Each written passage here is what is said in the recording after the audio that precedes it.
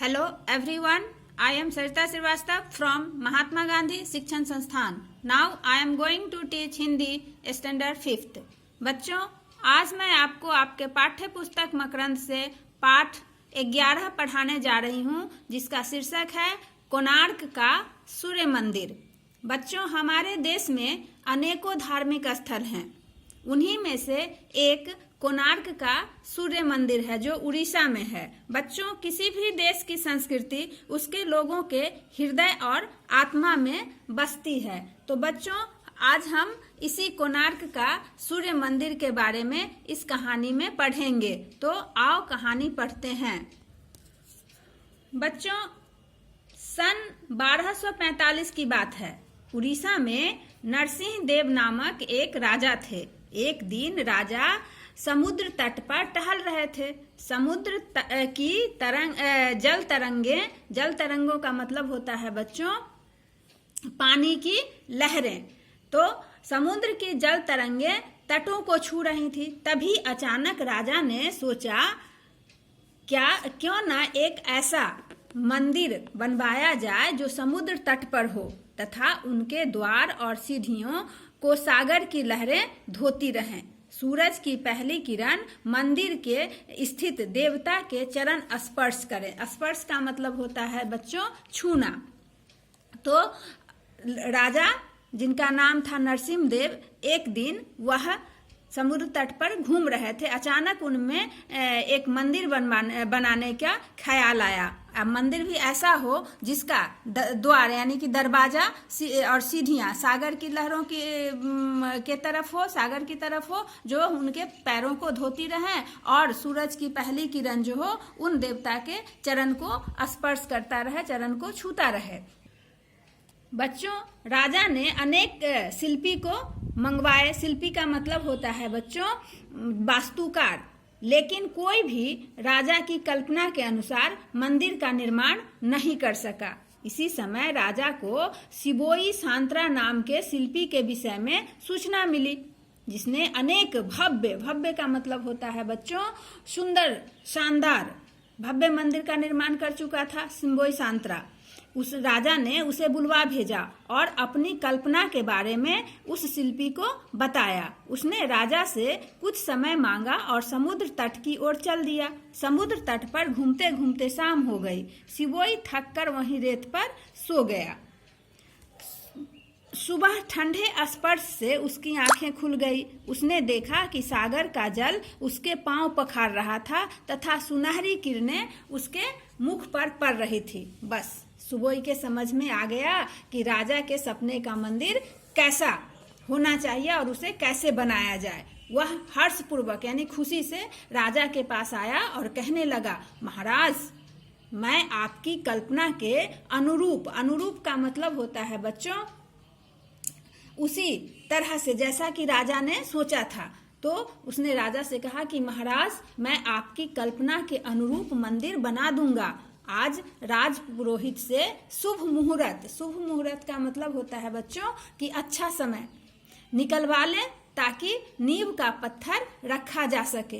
यानी शुभ मुहूर्त में शिलान्यास कर दिया जाए। शिलान्यास का मतलब होता है नींव रखना। तो उसने शिल्पी ने कहा कि मैं आपके सपनों का मंदिर बना दूंगा, आप उसका नींव रख दीजिए। अगले ही दिन जानते हो बच्चों कि अगले दिन सिबोई ने सागर के किनारे किनारे पत्थर डलवाने शुरू कर दिए। उसकी मेहनत रंग लाने लगी। मंदिर का सुदृढ़ आधार बन गया। 12 वर्षों में मंदिर पूरी तरह बनकर तैयार हो गया। इस सूर्य मंदिर की ऊंचाई लगभग 235 फीट है बच्चों। ये सूर्य मंदिर का ऊंचाई समुद्र तट से 235 फुट का है। सन 1256 ईस्वी में बच्चों मंदिर का कार्य संपन्न हो गया। राजा बहुत खुश थे। अपने सपनों को साकार रूप में देखकर उसने सभी शिल्पियों को बहुत सा धन देकर सम्मानित किया। सम्मानित का मतलब होता है बच्चों आदर दिया जाना। तो उन्होंने सभी शिल्पियों को, शिल्पकारों को सम्मानित किया धन देकर। अब कोणार्क का सूर्य मंदिर अपने आप में कला और कौशल का अद्भुत नमूना है बच्चों। जिस समय यह बना था उस समय समुद्र की लहरें इस मंदिर के द्वार और सीढ़ियों को धोती थीं। आज समुद्र इस मंदिर से 2 किलोमीटर दूर खिसक गया है। कोणार्क मंदिर सूर्य भगवान के रथ के आकार का मंदिर है। 12 महीनों के प्रतीक का मतलब होता है चिन्ह, तो 12 महीनों के चिन्ह यानी कि 12 जोड़ी अलंकृत महाचक्र यानी पहिया इस रथ रूपी मंदिर में बने हुए हैं। प्रत्येक महाचक्र की ऊंचाई लगभग 3 मीटर है बच्चों। सूर्य के 7 अश्वों के परिचायक के रूप में यहाँ भी 7 विशाल घोड़ों की मूर्तियां बनी हुई हैं। वास्तव में सूर्य के 7 घोड़े उनकी किरणों के 7 रंगों के प्रतीक थे बच्चों। तो यहाँ भी इस मंदिर में 7 घोड़े लगे हुए हैं। सूर्य के ये 7 घोड़े 7 दिनों का भी स्मरण कराते हैं। पहियों में बनी 8 तिलियां दिन के 8 पहरों का प्रतीक है। पहियों पर बहुत बारीक और सुंदर नक्काशी की गई है। पशु पक्षियों और विभिन्न देवताओं की मूर्तियां बनाई गई हैं बच्चों। सचमुच में यह मंदिर जो है बहुत ही खूबसूरत मंदिर है।